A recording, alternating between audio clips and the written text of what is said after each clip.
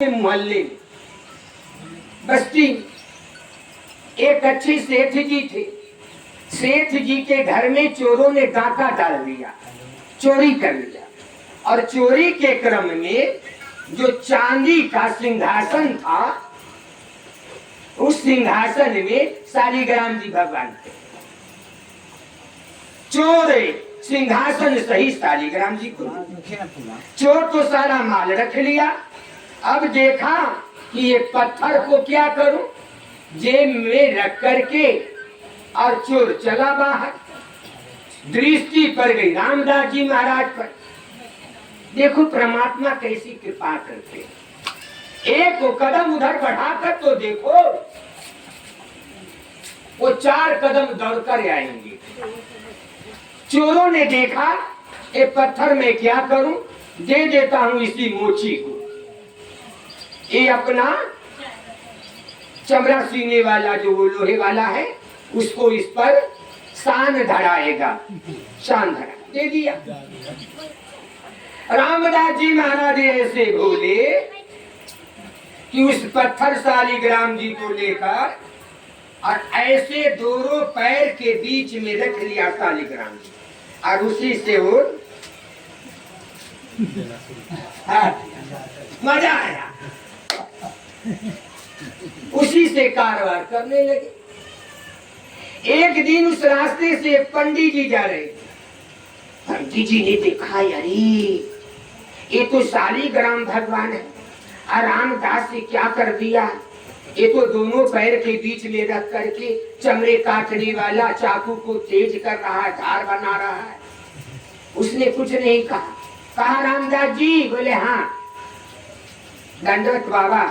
बोले रामदास जी ये पत्थर मुझे दे दो। बोले महाराज जी आपकी उसकी कोई जरूरत है? बोले हाँ मुझे जरूरत है। रामदास जी ने ये नहीं सोचे मेरा काम कैसे चलेगा, उन्होंने पंडित जी को दे दिया। अब पंडित जी तो घर गए, चनामृत से, दही से, दूध से, गंगा जल से, मध्य से, पूरे से स्नान करवाया, पंचामृत, वस्त्र आसन लगाया पूजा रूम में, और वस्त्र धारण कराया, खूब अच्छे अच्छे भोग लगाए। रात्रि में जब सोए पंडित तो ठाकुर जी ने कहा, पंडित जी मैं बहुत दुखी हूँ। बोले क्यों ठाकुर जी, क्यों दुखी? बोले तूने मुझे ले आया है रामदास के यहाँ से, इसलिए मैं बहुत दुखी हूँ। तुम रामदास के यहाँ मुझे पहुँचा दे। कहा महाराज वो तो आपको दोनों पैर के बीच में रखकर और चाकू तेज करता है,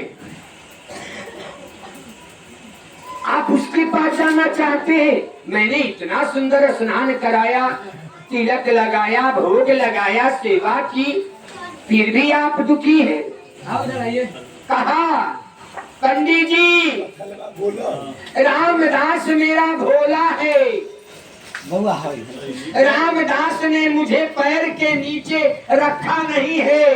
रामदास ने मेरे ऊपर पैर रख करके अपना सर्वस्व अर्पण कर दिया। रामदास ने अब अपने लिए कुछ नहीं छोड़ा, जो कुछ है अपने शरीर तक अर्पण कर दिया। पंडित जी ला कर दे दिए। कहा रामदास जी लो या। अब रामदास जी सोचते हैं कहाँ मैं इतने मंत्र जपने वाला, इतना पाठ करने वाला, इतने पूजा करने वाला, और ये चमड़े काटने जूते सीने वाला, पैर पर भगवान को रखने वाला, और भगवान कैसे हैं जी इतने कृपालु हो गए। कहा भैया आप ले लो ये। लेकिन उन्होंने कह दिया पंडित जी ने, कहा रामदास जी ये साधारण पत्थर नहीं, ये बिल्कुल ठाकुर जी है, ये शालिग्राम जी। जैसे रामदास जी को पता चला पंडित जी से यह ठाकुर जी है, शालिग्राम जी है, फूट फूट कर रोने लगे, और सीने से शालिग्राम को लगाकर कहा प्रभु मैं कितना अपराधी हूँ, कितना अन्यायी हूँ, प्रभु आपको मैंने कितना अपमान किया है, फिर भी आप कितने कृपालु हैं कि मेरे पास ही आए। पंडित जी के यहाँ आपको मन नहीं लगा।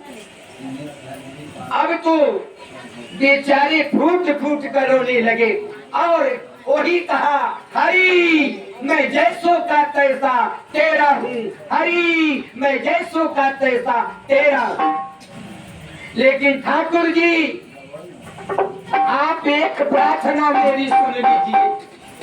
अगर आप मुझ पर इतने प्रसन्न हैं तो आप मुझे दर्शन दीजिए। मैं बड़े गौर करेंगे। कहा दर्शन दीजिए। ठाकुर जी ब्राह्मण वेश में आए।